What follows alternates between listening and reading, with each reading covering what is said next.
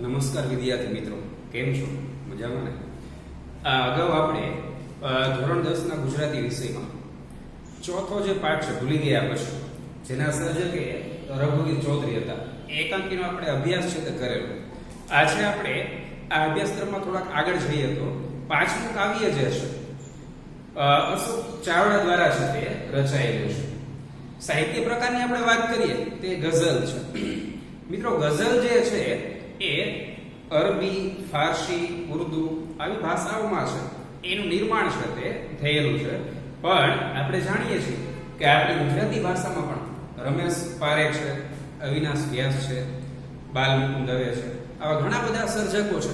એના દ્વારા ઉચ્ચ કોટીની સારી સારી ગઝલ છે એ લખાયેલી છે, જેને ગુજરાતી ભાષામાં સારો એવો પ્રતિસાદ પણ છે તે પ્રાપ્ત થયેલો છે. દીકરીને વિશેષ સ્થાને છે એ લઈને સેંકડો સર્જકો દ્વારા આવા કેટલાય સાહિત્ય સ્વરૂપોમાં એનું લખાણ છે એ લખાયેલું છે. એટલે એ દ્રષ્ટિએ જોઈએ તો આ દીકરી જે છે એ એક એવો વિષય છે કે જેના દ્વારા ઘણા બધા સર્જકોએ, પછી ગઝલ હોય, નાટક હોય, કોઈ પણ નવલિકા હોય, નવલકથા હોય, જેની અંદર વિષય બનાવીને એને એનું વર્ણન છે એ થયેલું હોય. આ જે ગઝલ છે, આમ તમે જો તો ગઝલ છે એક પ્રકારનું ઉર્મી કાવ્ય સમાન જ છે, પણ એ ઉર્મી કાવ્ય કરતા અલગ કઈ રીતના છે તો ઉર્મી કાવ્ય છે એ સંપૂર્ણ કાવ્યનો જે ભાવાર્થ જે છે એ એક નીકળતો હોય છે, જ્યારે ગઝલમાં એનો શેર બદલાય એટલે દરેકે દરેક શેરનો અલગ અલગ જે છે એ અર્થ નીકળતો હોય છે. આખી ગઝલ છે એ કોઈ એક જ કેન્દ્ર વસ્તુને લઈને લખાય એવું હોતું નથી. પણ અહીંયા તમને છે આપણા ગુજરાતીના સર્જક અશોક ચાવડા છે એના દ્વારા આવો સરસ મજાનો એક પ્રયત્ન છે તો થયેલો છે કે આખી ગઝલ છે એ દીકરી એક જ વિષયને કેન્દ્રમાં રાખીને છે લખાયેલી છે. ભલે જુદા જુદા શેર છે એની અંદર આખી ગઝલ છે તો લખાયેલી છે, પણ દરેકે દરેક શેરનો ભાવાર્થ છે એના કેન્દ્રમાં તો દીકરી તમને જોવા છે એ મળશે. ગઝલ સાહિત્ય સ્વરૂપની આપણે વાત કરીએ તો આ શેર જે છે, શેર મતલબ કે પંક્તિઓ, એ શેર સિવાય એક રદીફ અને કાફિયા, આ બે શબ્દો છે એ પણ તમને ગઝલમાં છે એ સાંભળવા મળે. તો આપણને પ્રશ્ન થાય કે રદીફ એટલે શું અને કાફિયા એટલે શું? તો મિત્રો, ઉર્મી કાવ્ય હોય એમાં કાવ્ય પંક્તિના અંતે જે પ્રાસયુક્ત શબ્દ છે તે હોય. તમને ખ્યાલ હોય તો 8મા ધોરણમાં તમે ધૂળીએ મારા કાવ્ય છે તો ભણ્યા હોય તો એમાં પંક્તિની પાછળના શબ્દો જે છે પ્રાસયુક્ત તમે જોયા હશે કે ખુલ્લા ખેતર અડકે પડકે માથે નીલું આબ, વચ્ચે નાનું ગામડું પેટું ક્યાં આવો છો લાભ. તો તમે જુઓ, પંક્તિના અંતે, પ્રથમ પંક્તિના અંતે આબ શબ્દ આવ્યો, બીજી પંક્તિના અંતે લાભ શબ્દ આવ્યો. તો આ આબ અને લાભ છે બંને પ્રાસયુક્ત શબ્દો છે. તો ગઝલની દ્રષ્ટિએ જોઈએ તો આવા પ્રાસયુક્ત શબ્દ છે એ પ્રાસયુક્ત શબ્દને રદીફ કહેવાય. રદીફ પંક્તિ જે છે, શેર છે, એ શેરની પંક્તિઓમાં તમને આ પ્રાસયુક્ત શબ્દો છે એ જોવા મળે, જેને રદીફ કહેવાય. અને આ પ્રાસયુક્ત શબ્દની આગળનો જે વર્ણ છે, આગળનો શબ્દ, એ આગળના શબ્દને કાફિયા કહેવાય. તો આ રદીફ અને કાફિયા આ બે શબ્દ છે એ ગઝલ સાથે સંકળાયેલા છે, જેને આપણે યાદ છે તે રાખવાના. મિત્રો, દીકરી જે કાવ્ય છે એ દીકરી કાવ્યની આપણે વાત કરીએ એ પહેલા અશોક ચાવડા જે છે એનો થોડો પરિચય છે તે મેળવી લઈએ. અશોક ચાવડા એમનું મૂળ નામ છે. એમનો ઉપનામની આપણે વાત કરીએ તો બેદિલ છે. આ બેદિલ એ અશોક ચાવડાનું ઉપનામ છે. 1 માર્કના પ્રશ્નમાં ઘણી વખત છે એ આ પ્રકારના પ્રશ્નો છે તે આવતા હોય છે, જેની અંદર ઉપનામ કે તખલ્લુસ છે એ પૂછાતું હોય છે. તો આ ઉપનામ છે તે આપણે યાદ રાખવાનું છે. કયા સબ્જેક્ટનું કયું ઉપનામ. સંપૂર્ણ તમે ગુજરાતી પાઠ્યપુસ્તક આખું વર્ષ દરમિયાન ભણશો ત્યારે આખા વર્ષના અંતે આ પ્રકારના ઉપનામો છે તે સેંકડો તમારે ભણવાના થશે. ઘણા બધા સર્જકો છે આ ટેક્સ્ટ બુકમાં એવા છે કે જેના ઉપનામ છે એ તમને જોવા મળે. તો આ ઉપનામ છે તે પરીક્ષાની દ્રષ્ટિએ આપણે તૈયાર છે તે કરવાના છે. બેદિલ એ કોનું ઉપનામ છે આવું પૂછે તો આપણને ખબર હોવી જોઈએ કે અશોક ચાવડા છે એનું ઉપનામ છે. સર્જક પરિચયમાં જોઈએ તો અશોક પિતામહ ચાવડાનું વતન, જેનું જન્મ સ્થળ છે એ સુરેન્દ્રનગર જિલ્લાનું મનડાસર ગામ છે. આપણે મિત્રો તરણેતરના મેળે છે તે ઘણા લોકો છે તમારામાંથી ગયા હશે, આપણે અહીંયા નજીક જ છે તે થાય. તો તમે તરણેતરના મેળે જ્યારે જાઓ, લણસર ઉપર થઈને એ રૂટમાં તમે પસાર થાવ તો ત્યાં મનડાસર ગામ છે, એ ત્યાંથી તમારે પસાર થવાનું છે થાય. તો આ મનડાસર ગામ જે છે એ અશોક ચાવડાનું જન્મ સ્થળ છે. હાલ તેઓ ગુજરાત આયુર્વેદિક યુનિવર્સિટીમાં મદદનીશ રજિસ્ટ્રાર તરીકે પોતે કાર્યરત છે. તેમના અશોક ચાવડાના સાહિત્ય સર્જનની આપણે વાત કરીએ તો પગરવ તળાવમાં આ જાણીતા એવા તેમના ગઝલ સંગ્રહોના નામ છે. જેમાંથી આપણે વાત કરીએ તો દીકરી કાવ્ય છે શેમાંથી લેવામાં આવ્યું છે? પગરવ તળાવમાં એની અંદરથી આ દીકરી કાવ્ય છે તે લેવામાં આવ્યું છે. પગરવ તળાવમાં એ સિવાય પગલા તળાવમાં પણ એનો ગઝલ સંગ્રહ છે એ લખાયેલો છે. સાહિત્ય અકાદમી દિલ્હીનો યુવા પુરસ્કાર અને ગુજરાત સાહિત્ય અકાદમી યુવા ગૌરવ પુરસ્કાર તથા અન્ય પુરસ્કારો છે એનાથી અશોક ચાવડા છે એને પુરસ્કૃત છે તે કરવામાં આવેલા છે. આવા ઘણા બધા પુરસ્કારો છે એમને પ્રાપ્ત થયેલા છે. કાવ્યનું જે કેન્દ્ર છે એ કેન્દ્ર દીકરી છે, અને દીકરી એટલે આપણે જાણીએ છીએ કે દીકરીને વહાલનો દરિયો છે એ કહેવામાં આવે છે. દીકરી છે એ તુલસીનો ક્યારો પણ, આપણે બાલમુકુંદ દવે નામના જે સર્જક છે એને દીકરીને તુલસીના ક્યારાની ઉપમા આપી. શા માટે? કારણ કે તુલસી છે એને આપણે શુદ્ધ અને પવિત્ર છે એ માનીએ છીએ. તુલસી છે એ પૂજનીય છે, તુલસી છે તે વંદનીય છે. તો આ વસ્તુ જે છે, આ પવિત્રતા, શુદ્ધતા છે એ આપણને દીકરીમાં પણ છે એ જોવા મળે છે. દીકરી પણ પૂજનીય છે, વંદનીય છે. આ બાબત છે એ આપણને સમજાવવા માંગે છે. દીકરીને સ્નેહના ઝરણા સાથે સરખાવવામાં આવે છે. એ અવિરતપણે બાળકોએ ત્યાંથી લઈને વૃદ્ધ થાય ત્યાં સુધી એ જુદા જુદા સ્વરૂપો એ છે એ સતત પ્રેમનો પ્રવાહ છે અવિરતપણે વહેવડાવતું હોય છે. પછી એ બહેન તરીકે હોય, માતા તરીકે હોય, દાદી તરીકે હોય, આવા અલગ અલગ સ્વરૂપો છે એ આપણને જોવા છે તે મળતા હોય છે. પત્ની સ્વરૂપે આવા સેંકડો સ્વરૂપે છે એ દીકરી જે છે એ અલગ અલગ સ્વરૂપોમાં એ આ પ્રેમનો પ્રવાહ છે એ આ જીવન અવિરતપણે છે તે વહેવડાવતી હોય છે. એટલે દીકરી જે છે એને પ્રેમનું ઝરણું છે એની ઉપમા પણ છે તે આપવામાં આવે છે. મિત્રો, એક સમય હતો, ઉમાશંકર જોશી છે, એ ઉમાશંકર જોશીએ સાપના ભારા નામની નવલકથા છે તે લખેલી. આ સાપના ભારા છે એની અંદર દીકરીને સાપના ભારા સાથે સરખાવવામાં છે તે આવેલી.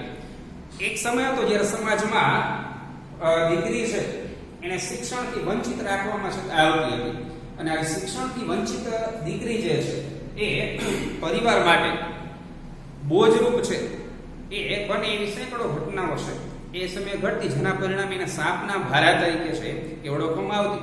અને આજે પણ મિત્રો આપણા પુરુષ પ્રધાન સમાજમાં આવી કેટલી વ્યક્તિઓ છે એ તમને જોવા મળે કે જે માન અને સન્માનની દ્રષ્ટિએ છે દીકરીને જોતા નથી. તો આજના આ પુરુષ પ્રધાન સમાજને અશોક ચાવડા છે એના દ્વારા એક ટકોર છે એ આ કાવ્યના માધ્યમથી, ગઝલના માધ્યમથી છે તે કરવામાં આવેલી છે કે આપણે દીકરીઓને માન સન્માન છે એ આપવું જ પડશે, એના વિના ચાલશે નહીં. પેલું સંસ્કૃતમાં સુભાષિતમાં પણ કીધું છે ને કે અત્ર નાર્યંતુ પૂજ્યંતે રમંતે તત્ર દેવતા. જ્યાં નારીની પૂજા થાય છે, જ્યાં નારીને માન સન્માન આપવામાં આવે છે એ જગ્યાએ ખરેખર દેવતાઓનો વાસ હોય છે. તો અહીંયા તો અશોક ચાવડા છે એનાથી પણ પોતાની જે વાત છે એને અહીંયા રજૂ છે તે કરે છે. એમને તો પોતાની દીકરી જે છે એમાં સાક્ષાત દેવીના દર્શન થાય છે, અને દીકરી છે એ ખરેખર વહાલનો દરિયો છે. દીકરી ખૂબ જ સમજણી હોય છે, એ બધી બાબતો છે એની અંદર કાવ્ય દ્વારા સરસ મજાની છે તે સમજાવવામાં આવેલી છે. આજના પુરુષ પ્રધાન સમાજને એક ટકોર પણ છે તે આની અંદર કરવામાં આવેલી છે કે ખરેખર બહેન દીકરી છે, નારી છે, આ સંસારમાં અને સમાજમાં મુક્તપણે એક જગ્યાએથી બીજી જગ્યાએ નિડરપણે પોતે જઈ શકે, વિચરી શકે, પોતાનું જીવન છે એ સુખ અને શાંતિમય રીતના પસાર કરી શકે, એને પણ જીવન જીવવાનો, સ્વતંત્ર રીતે જીવન જીવવાનો અધિકાર છે. કોઈ પણ પ્રકારના ડર છે રાખ્યા વિના સમાજમાં છે એ રહી શકે એ પ્રકારના સરસ મજાના એક સભ્ય સમાજનું નિર્માણ છે એ કરવું એ આપણા સૌની જવાબદારી છે. તો એ બાબત છે તે આની અંદર અશોક ચાવડા છે એ સરસ રીતના રજૂ કરે છે. ભલે આખી ગઝલ જે છે એ જુદા જુદા શેરમાં છે તે વિભાજિત હોય, પણ દરેકે દરેક શેરનો જે ભાવાર્થ છે એ અહીંયા એક જ છે, જેના કેન્દ્રમાં છે દીકરી. તો હવે આપણે આ ગઝલ છે તેનો રસાસ્વાદ છે તે માણીએ.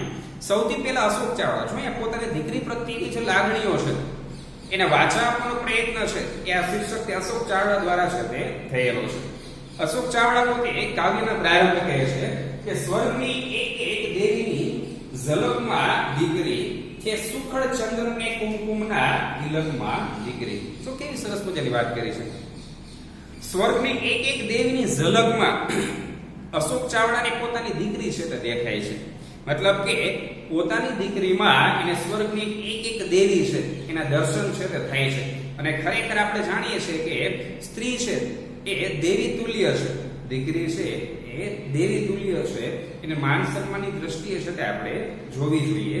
તો અશોક ચાવડાને પણ સ્વર્ગની એક એક દેવી છે, પછી નવદુર્ગા હોય, ઉમિયા હોય, સરસ્વતી હોય, ચામુંડા હોય કે કોઈ પણ દેવી હોય, એ બધાયમાં પોતાની દીકરીના દર્શન થાય છે અને પોતાની દીકરીમાં આ બધી દેવીના પણ દર્શન તેમને થાય છે. સુખડ ચંદનને કુમકુમના તિલકમાં દીકરી. જો સુખડ અને ચંદન, સુખડ અને ચંદન એવી બાબત છે જેમ આપણે ખજૂર અને ખારેક કહીએ, આદુ અને સૂંઠ કહીએ, એની જેમ આદુ અને સૂંઠ એ બે એક જ છે એમ કહી શકીએ. એ લીલું હોય ત્યારે એને આપણે આદુ કહીએ, સુકાઈ જાય ત્યારે એને સૂંઠ કહીએ છીએ. સૂંઠની ખેતી ના થાય, આદુની ખેતી થાય. ખજૂરની ખેતી અને ખારેકની ખેતી આપણે જે વાત કરીએ એના જેવું છે. ખારેક જે છે એની ખેતી થાય, પણ એ ખારેક સુકાઈ જાય ત્યારે આપણે ખજૂર ને ખારેક ને આ બધી વસ્તુઓ જે છે એ અલગ અલગ નહીં પણ એક જ હોય છે, પણ એને અલગ અલગ નામથી આપણે ઓળખીએ. એની જેમ ચંદનના વૃક્ષો હોય, એનું ઝાડ હોય ત્યારે એને ચંદન કહેવાય, પણ એ લાકડું કાપીને એ લાકડું સુકાઈ જાય તો સુકાયેલા લાકડાને શું કહેવાય? સુખડ છે તે કહેવાય. ચંદનની ખેતી આપણે કહી શકીએ, સુખડની ખેતી કહી શકીએ નહીં. તો આ સુખડ અને ચંદન એ શેના માટે પ્રસિદ્ધ છે? શીતળતા માટે. શાંતિનો અને શીતળતાનો અનુભવ છે એ આપણે સુખડ કરાવે છે. તો આ પ્રકારની શાંતિની અનુભૂતિ છે એ દીકરી દ્વારા પણ પરિવારમાં થતી હોય છે. કારણ કે દીકરી એ ખૂબ જ સમજણી હોય છે. પરિવારના દરેકે દરેક સદસ્યની શું ઈચ્છા છે, શું માંગ છે, આ બધું જ છે દીકરી છે તે સારી રીતે જાણતી હોય છે. તો સુખડ અને ચંદન અને કુમકુમના તિલકમાં દીકરી, જે કુમકુમનું તિલક જે છે એ મનુષ્યના ભાલમાં એના કપાળ ઉપર છે એ તિલક કરવામાં આવે અને ત્યારે એ જે આનંદની અને શાંતિની અનુભૂતિ થાય, આ પ્રકારની અનુભૂતિ છે એ દીકરી છે તે કરાવતી હોય છે. આગળ દીકરીની વાત કરવામાં આવી છે કે સ્નેહનું ઝરણું એનું જ આ પરિણામ છે. કોતરી છે કોઈ વર્ષોથી ખડકમાં દીકરી. સ્નેહનું ઝરણું, દીકરી છે એ પ્રેમનું એક ઝરણું છે જે અવિરતપણે છે આ સંસારમાં છે તે વહેતું જ રહે છે. પછી એ જુદા જુદા સ્વરૂપો હોઈ શકે. આપણે અગાઉ પણ કીધું કે એ બહેન સ્વરૂપે હોય, દીકરી સ્વરૂપે હોય, પત્ની સ્વરૂપે હોય, માતા સ્વરૂપે, દાદી સ્વરૂપે, અલગ અલગ સેંકડો સ્વરૂપે છે એ પોતાનું જે પ્રેમ જે છે એ પ્રેમને પોતે અવિરતપણે પ્રગટાવતી જ રહેતી હોય છે. તો દીકરી છે એ પણ આવા પવિત્ર પ્રેમનું ઝરણું છે એ એનું જ આ પરિણામ છે. આ જે કાંઈ પ્રેમના ઝરણાઓ છે, પત્ની છે, માતા છે, દાદી છે, આ અલગ અલગ જે પ્રેમના ઝરણાઓ છે એ દીકરીનું જ પરિણામ છે. કોઈ પણ વ્યક્તિ છે, દાદી હોય તો એ પણ એક સમયે કોઈની દીકરી છે તે હતી. પત્ની હોય એ પણ એક સમયે કોઈની દીકરી હોય છે. માતા છે પણ એક સમયે કોઈની દીકરી હોય છે. આ સંસારના જે સ્ત્રી પાત્રો જે છે એક સમયે તો એ દીકરી જ હોય છે. એટલે અલગ અલગ જે પ્રેમના ઝરણાઓ છે એ દીકરીના પ્રેમનું જ પરિણામ છે. કોતરે છે કોઈ વર્ષોથી ખડકમાં દીકરી. કોતરવું, શિલ્પી છે તે પોતે સરસ મજાનું પથ્થરમાંથી શિલ્પ કંડારતો હોય, કોતરતો હોય છે. એ તમે ક્યારેક ધ્યાનથી નિહાળ્યું હોય ને તો તમને ખ્યાલ હોય કે મૂર્તિ એમ કે 1 કલાકમાં કે 2 કલાકમાં કે 5 દિવસમાં કે એ રીતના મૂર્તિ છે તે ઝડપથી બની જતી નથી.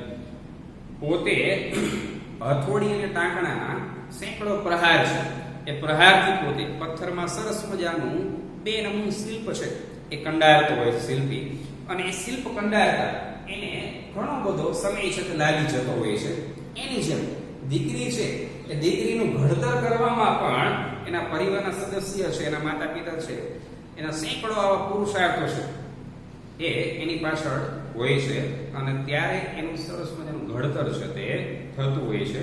તો પોતરે છે કોઈ વર્ષોથી ખડકમાં દીકરી, સેંકડો પરિવારમાં આવી દીકરીઓનું ઘડતર છે એ થતું હોય છે, અને ઘડતર થતા વર્ષો લાગી જાય છે. તમે જોજો નાની નાની બાબતમાં છે એ મમ્મી છે દીકરીને ટોકે, બેટા આમ ન કરાય, આ રીતના ન બેસાય, આવા કપડાં ન પહેરાય, આમ ન ચલાય, આમ ન કરાય, તેમ ન કરાય.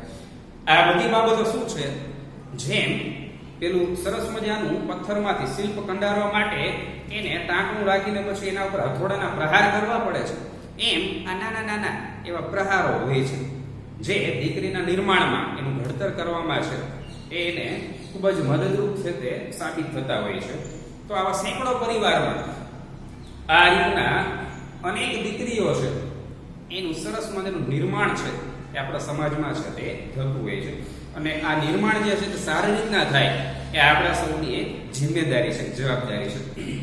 આગળ છે વાત કરે છે કે લાજ મર્યાદા શરમ ગૌરી વ્રતોની હારમાં ઉછરે છે રોજ કાયમથી ફડકમાં દીકરી.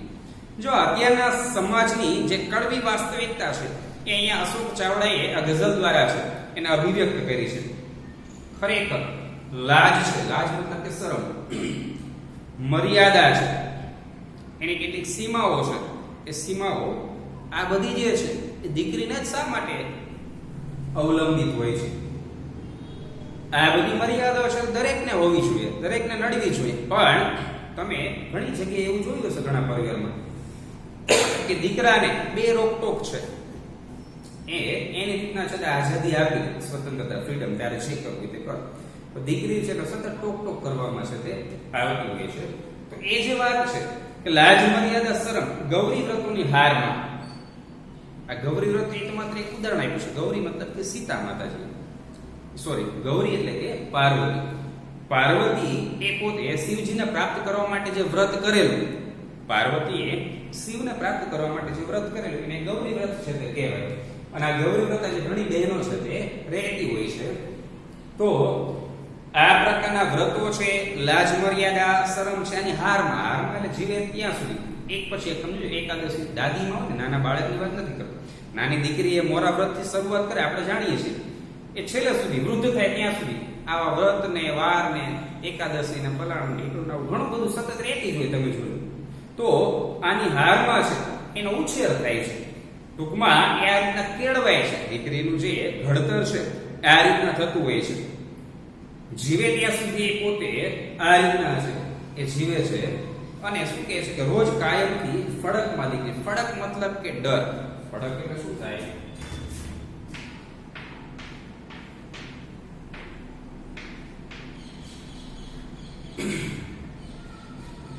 નાની હોય ત્યારથી વૃદ્ધ થાય ત્યાં સુધી એ સતત ડરમાં જ છે. એ આ પ્રકારે આખું જીવન છે તે વ્યતીત કરી નાખતી હોય છે.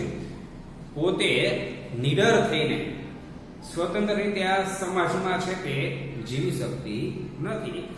એક આપણી કમનસીબી છે એમ કેવું કહી શકાય. એટલે અશોક ચાવડા પુરુષ પ્રધાન સમાજને એક ટકોર કરે છે કે બહેન દીકરી છે એ મુક્તપણે સંસારમાં જીવી શકે એ પ્રકારની ફ્રીડમ છે એને હોવી જોઈએ. અને આ પ્રકારના એક સભ્ય સમાજનું નિર્માણ છે એ આપણા દ્વારા થવું જોઈએ. સમાજમાં કેટલાય કલંકિત રૂપ કિસ્સાઓ છે એ દિવસે દિવસે આપણે ટીવીમાં છાપામાં એની અંદર વાંચતા હોઈએ છીએ કે જેમાં સ્ત્રીઓ સાથે અત્યાચારો થતા હોય, ગેરવર્તન થતા હોય. તો આ બધું છે તે ખરેખર યોગ્ય નથી. દીકરી છે એ આ જીવન આ રીતના ડરમાં પસાર થાય એ ખરેખર યોગ્ય નથી. બહેન દીકરી છે તે મુક્તપણે જીવન જીવી શકે, સંસારમાં સમાજમાં છે એ મસ્તક ઊંચું કરીને પોતે નીકળી શકે એ પ્રકારના સભ્ય સમાજનું નિર્માણ કરવું એ આપણા સૌની જિમ્મેદારી છે, જવાબદારી છે. એ વાત આની અંદર અશોક ચાવડા છે તે આપણને કરે છે. આગળ જે વાત કરેલી છે કે નાની દીકરી છે સમય ખૂબ જ મિત્રો ઝડપથી પસાર થઈ જાય છે. દીકરીઓ છે એને વધતા વાર લાગે નહીં, આવું કહેવાય છે, ખરેખર વાસ્તવિકતા છે. સમય ખૂબ જ ઝડપથી છે એ પસાર થઈ જતો હોય છે. બાળપણ ક્યાં વીતી જાય એ આપણે જાણતા હોતા નથી. એક પિતા છે એ પોતે કહે છે કે જે સિરે હું હાથ ફેરવતો હવે એ હાથ દે. આવી કઈ ભાષાનો ઉપયોગ કર્યો છે. દીકરી નાની હોય ત્યારે પિતાનો પ્રેમાળ હાથ છે તે દીકરીના મસ્તક ઉપર ફરતો હોય. પપ્પા છે એને ખૂબ જ પ્રેમ છે તે કરતા હોય, હવે એ મને હાથ દે. મતલબ કે પોતાના પિતાનો સહારો બની શકે એ સક્ષમ પોતાની દીકરી છે તે થઈ ગઈ છે. અને ઇતિહાસમાં આવી સેંકડો દીકરીઓના તમને ઉદાહરણ છે તે જોવા મળે કે જેને પોતાના પરિવારનું જ્ઞાતિનું નામ છે રોશન કર્યું હોય. રાણી લક્ષ્મીબાઈ છે, કલ્પના ચાવલા છે, અરુણિમા સિન્હા છે, આવી સેંકડો સ્ત્રીઓ છે, નારી રત્ન એના ઉદાહરણ છે. તો અહીંયા જે વાત કરેલી છે પિતાએ કે જે સિરે હું હાથ ફેરવતો હવે એ હાથ દે. હવે મારી દીકરી એ સમજણી થઈ ગઈ છે. પહેલા જેવું મારી દીકરીને હું હાથ ફેરવતો હતો, મતલબ હું એનો સહારો હતો, એનો ટેકો હતો, આજે એ મારો સહારો છે, એ મારો ટેકો છે તે બની ગઈ છે. વિસ્તરે છે એમ સમજણના ફલકમાં દીકરી. ફલક, ફલક એટલે આકાશ. ફલક એટલે શું થાય? આકાશ. અહીંયા જે વાત કરી છે વિસ્તરવું, વિસ્તરવું મતલબ ફેલાવવું. એમ સમજણના ફલકમાં દીકરી. મારી દીકરી ખૂબ જ સમજણી થઈ ગઈ છે. જે પેલા નાની હતી, મારા ઉપર નિર્ભર હતી, હવે એ મને સહારો આપતા થઈ ગઈ છે. મતલબ કે દીકરી ખૂબ જ સમજણી થઈ ગઈ છે. અને આપણે જાણીએ છીએ કે સમજણ શક્તિની બાબતમાં દીકરીઓ છે એ ખૂબ જ આગળ હોય છે. સાયન્સ પણ પોતે એક્સેપ્ટ કરે છે કે દીકરી જે છે એ દીકરાની તુલનાએ માઇન્ડ પાવર જે છે, એનો ગ્રોથ જે છે એના કરતા અનેક ગણો છે તે ઝડપી થતો હોય છે. તો એની જે સમજણ જે છે એ વિકાસ પામી છે. હવે નાની રહી નથી. એ પોતાના પિતાને, પરિવારને સમજી શકે છે, એને સહારો આપી શકે છે એવી થઈ છે. દીકરાઓ આપણે જાણીએ છીએ કે ઘણા બધા ખર્ચા કરતા હોય છે. જે પ્રકારની સમજણ એનામાં હોવી જોઈએ એ અમુક ઉંમરે આવવી જોઈએ તે આવતી હોતી નથી. પણ દીકરીઓમાં ભાગ્યે જ તમને જોવા છે તે મળે. દીકરી છે તે ખરેખર ખૂબ જ સમજણી હોય છે. આવો અશોક ચાવડા છે તે આપણને કહે છે. અને મારી દીકરી પણ હવે ખૂબ જ સમજદાર છે તે થઈ ગઈ છે. આગળ શું કહે છે કે સૂર શરણાઈ સગા સંબંધીઓની ભીડમાં રોજ ભૂની થાય છે ભીની પલકમાં દીકરી. અશોક ચાવડા પોતે કહે છે હવે મારી દીકરી નાની રહી નથી, એ પરણાવા લાયક થઈ ગઈ છે. અને પરણીને જ્યારે એ દીકરી પોતે સાસરે એને વડાવે છે અને જ્યારે સાસરે જતી રહે છે ત્યારે એક પિતા તરીકે એ દીકરીની યાદ છે એનાથી પોતે દૂર રહી શકતા નથી. કાયમ પોતાના માનસપટમાં પોતાની એ વહાલસોઈ દીકરી છે એની યાદ એકને એવી તાજી રહે છે. અને જેના પરિણામે કવિ પોતે કહે છે કે જ્યારે કોઈ પ્રસંગો વસાય, ક્યાંય બહારગામ પ્રસંગમાં જવાનું થાય તો ત્યાં સૂર શરણાઈ. સૂર એટલે અવાજ, શરણાઈ એક પ્રકારનું વાદ્ય છે, આપણે જાણીએ છીએ, લગ્ન પ્રસંગમાં સાંભળવા મળે. તો એ શરણાઈના સૂરમાં અને સગા સંબંધીઓની ભીડની વચ્ચે પણ પોતાની દીકરીની જે યાદ છે એ ખૂબ જ તાજી છે તે થઈ જતી હોય છે. અને રોજ ભીની થાય છે ભીની પલકમાં દીકરી. પલક મતલબ કે આંખનો પલકારો. જો અહીંયા આંસુની વાત છે ત્યાં સરસ મજાની ભાષા વૈવિધ્ય દ્વારા અહીંયા અશોક ચાવડાએ છે એ રજૂઆત છે તે કરી છે. રોજ ભીની થાય છે ભીની પલકમાં દીકરી. મતલબ કે પોતાની દીકરી છે એની યાદો છે, એની સંસ્મરણ છે એક પિતાના હૃદયમાં છે એ થતાની સાથે આંખમાંથી અશ્રુઓ છે અને પિતા છે તે રોકી શકતા નથી. અને પોતાની વહાલસુની દીકરી છે એ પિતાના હૃદયમાં છે એ ફરી પાછી છે તે તાજી થઈ જાય છે. તો આ રીતના આખી જે ગઝલ છે એમાં આપણે જોયું કે અશોક ચાવડાએ પોતાની જે દીકરી છે એ દીકરીમાં એને સ્વર્ગની એક એક દેવીની ઝલક દેખાય છે. એ સુખડ અને ચંદન જેવી પવિત્ર છે, શીતળ આપનારી છે, કુમકુમનું તિલક જે છે એ જે રીતના આપણને સુંદરતા અર્પે છે, આપણને શાંતિ અને સુકૂનનો અહેસાસ કરાવે છે, એવી શાંતિ છે એ દીકરી દ્વારા છે તે પરિવારને પ્રાપ્ત થતી હોય છે. દીકરી છે તે અવિરતપણે વહેતું પ્રેમનું ઝરણું છે અને એ પ્રેમના ઝરણાના પરિણામ સ્વરૂપે આપણને આ સંસારમાં છે જુદા જુદા સ્વરૂપે છે એ દીકરીનો પ્રેમ છે તે અવિરતપણે મળતો રહ્યો છે.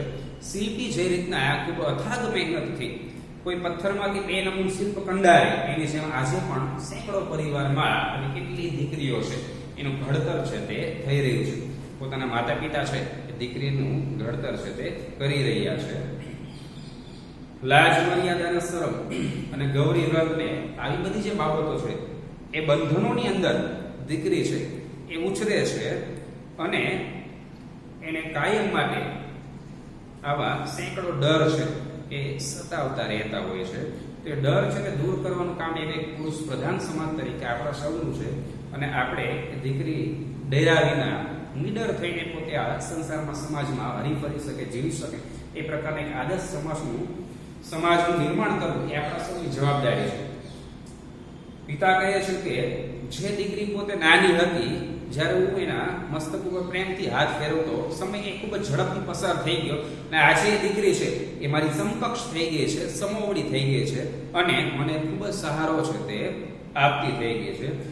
માત્ર શારીરિક વિકાસ તો એવું નહીં પણ એનો માનસિક વિકાસ પણ એટલો થઈ ગયો છે કે એનું સમજનું જે સ્તર છે, એનું લેવલ જે છે એ પણ વધી ગયું છે. દીકરી એ ખૂબ જ સમજણી છે તે થઈ ગઈ છે અને જેના પરિણામે એ મોટી થવાને લીધે એને પરણાવીને સાસરે જ્યારે એના પિતા મોકલે છે ત્યારે આ દીકરી જ્યારે પોતાનાથી દૂર હોય છે ત્યારે એની યાદ છે એ પિતાના હૃદયમાં છે એને ખૂબ સતાવે છે અને પ્રસંગોમાં છે ત્યારે શરણાઈના સૂર સાંભળીને એને પોતાની દીકરીની યાદ છે એ તાજી થાય છે. જુએ છે કોને? કોઈ બીજી દીકરીને છે એ વિદાય થતી જોઈને એ વિદાય થતી દીકરીમાં એને પોતાની દીકરીનું પ્રતિબિંબ દેખાય છે અને જેના પરિણામે પોતાના હૃદયમાં છે એ લાગણીનું ઝરણું છે તે વહેવા લાગે છે અને જે ઝરણું આંખો સુધી આવે છે અને ત્યાંથી એ આંસુ સ્વરૂપે પ્રગટે છે. તો આમ એ સંપૂર્ણ કાવ્ય જે છે એ એના કેન્દ્રમાં કોણ છે? દીકરી. આપણે જાણીએ કે દીકરી વિશે ઘણી બધી પંક્તિઓ પણ આપણે જાણતા હોઈએ છીએ કે કોઈ કવિએ સરસ કીધું છે કે દીકરી મારી લાડકવાઈ લક્ષ્મીનો અવતાર, દીકરી મારી લાડકવાઈ લક્ષ્મીનો અવતાર, એ સુવે તો સાંજ પડે ને ઉઠે તો સવાર, દીકરી મારી લાડકવાઈ. તો આ રીતના આવી લાડકવાઈ જે દીકરીઓ છે એ દરેક દીકરીઓને અશોક ચાવડાએ આ કાવ્ય છે એ સમર્પિત કરેલું છે. આ ગઝલના કેન્દ્રમાં છે એ આવી દીકરીઓ જે છે એ ખરેખર સમાજ માટે ગૌરવરૂપ છે. એ સમાજની પ્રતિષ્ઠા છે એમાં ચાંદ લગાડે છે, એમાં સતત ઉત્તરોત્તર અભિવૃદ્ધિ કરે છે. દીકરી છે તે કોઈ ક્ષેત્રમાં પાછળ નથી. એ દરેક ક્ષેત્રમાં અવ્વલ છે. પોતાના પરિવારનું અને માતા પિતાનું નામ છે તે રોશન કરે છે. આપ સૌ પણ આ રીતના પોતાના પરિવારનું માતા પિતાનું નામ છે એ રોશન કરો અને ઉત્તરોત્તર એને પ્રગતિ કરાવો એવી આપ સૌને અભ્યર્થના સાથે આપણે આ ગઝલ છે તેનું સમાપન કરીએ છીએ.